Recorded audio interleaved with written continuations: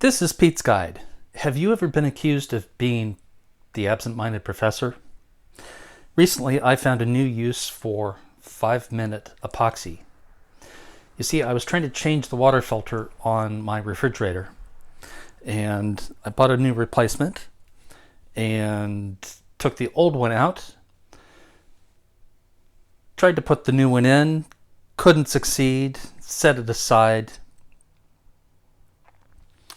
Tried again a few weeks later, still couldn't succeed, and tried excessive force.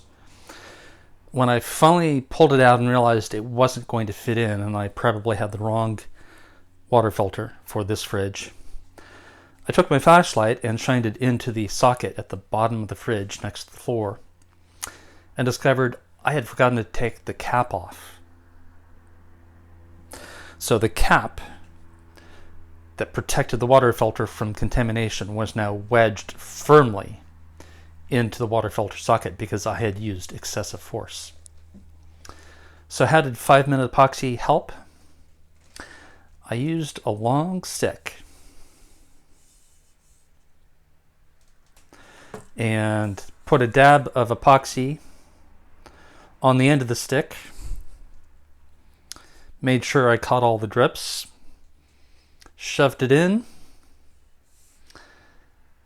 propped it up so it would sit reasonably level so that I knew it was making contact with the bottom of the cap, and waited an hour.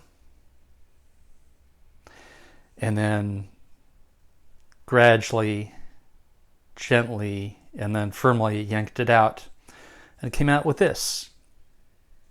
So hopefully this gives a bunch of you a new tool for correcting a goof that I'm sure a couple of you have made, and maybe a couple of you will make in the future, or need to rescue someone you know who has done this.